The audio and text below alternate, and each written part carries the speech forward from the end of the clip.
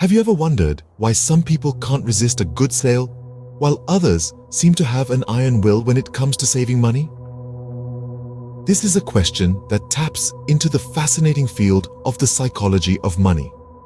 It's not just about numbers and economic theories, but rather it's about understanding the complex relationship between our minds and our wallets.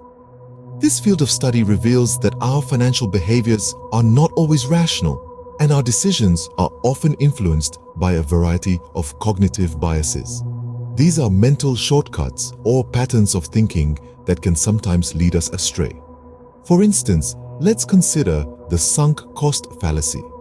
This is a bias that leads us to continue investing in a losing proposition simply because we've already put a lot of resources into it. It's like continuing to eat at a restaurant you don't like just because you have a loyalty card. Another example is loss aversion. This is the idea that we feel the pain of losing money more intensely than the joy of gaining the same amount. This can lead us to make overly conservative financial decisions or to avoid taking necessary risks. These biases aren't just abstract concepts, they have real-world consequences. They can affect how we save for retirement, how we invest in stocks, and even how we decide to spend our money on a daily basis. But here's the interesting part. By understanding these biases, we can start to recognize them in our own behavior. We can begin to see when we're falling into the trap of the sunk cost fallacy, or when our fear of loss is holding us back. And once we're aware of these biases, we can start to challenge them. We can make more rational, informed decisions about our money. So the next time you're faced with a financial decision, take a moment to consider what's really driving your choice.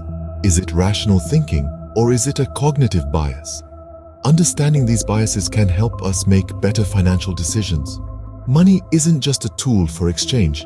It's a complex entity that we have an emotional relationship with. This relationship is shaped by a multitude of factors: our upbringing, our experiences, societal norms, and even our own unique personalities. Imagine for a moment growing up in a household where every penny was carefully counted or where money was a source of constant worry. These experiences can shape our perspective of money, instilling a sense of caution or even fear. On the other hand, growing up in an affluent environment might instill a sense of security or perhaps a lack of awareness about the value of money. Societal norms, too, play a significant role. We live in a world where success is often equated with wealth. This can lead to an unhealthy obsession with money or a fear of not having enough. The pressure to keep up with the Joneses can push us into a cycle of constant spending and debt. Now, let's talk about money personalities. We all interact with money in different ways. Some of us are savers, always looking ahead and planning for the future. For savers, money represents security and peace of mind. Spenders, on the other hand, see money as a means to enjoy life in the present. They find joy in the experiences and possessions that money can buy. Then, there are the avoiders, who would rather not think about money at all. They find the topic stressful and overwhelming. And finally, we have the money monks, who view money as a necessary evil and tend to eschew materialism. Understanding our money personality isn't just a fun exercise. It's a critical step towards understanding our financial habits. Are we saving enough? Are we spending wisely? Are we letting fear or ignorance control our financial decisions? By recognizing our money personality, we can start to question our habits, challenge our beliefs, and make conscious, informed decisions about our money. After all, our relationship with money isn't just about the balance in our bank account.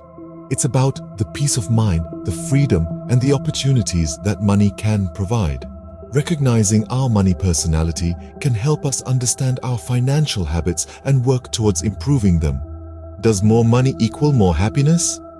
This is a question as old as currency itself, and the answer isn't as straightforward as you might think. From a basic perspective, money does have the potential to increase happiness. It can provide security, reduce stress, and afford us the freedom to pursue our passions. Many studies have shown that an increase in income can indeed lead to an increase in happiness. But here's the catch: only up to a certain point. Beyond a certain income threshold, further increases in wealth cease to significantly boost our overall happiness. The magic number varies depending on the study, but it often lands somewhere in the mid-five figures. Now, you might be wondering, why is that? Shouldn't more money lead to more happiness indefinitely? Well, this is where the concept of hedonic adaptation comes into play. Essentially, hedonic adaptation refers to our remarkable ability to become acclimated to changes in our circumstances, including changes in our level of wealth. Just won the lottery, bought that dream car, moved into a mansion? Initially, these changes can bring a surge of joy. But over time, as we adapt to our new normal, the initial thrill fades. We adjust our expectations and desires to match our new circumstances. That fancy car isn't so fancy anymore. The mansion becomes just a house. The lottery winnings become just numbers in a bank account. This is hedonic adaptation in action. Of course, this isn't to say that money is meaningless in the pursuit of happiness. It can and does play a crucial role. But it's essential to remember that it's only one factor among many. Our relationships, health, passions, and sense of purpose all contribute to our overall sense of well-being. So, does more money equal more happiness? Yes, to an extent, but after a certain point, the returns diminish. As the saying goes, money can't buy happiness.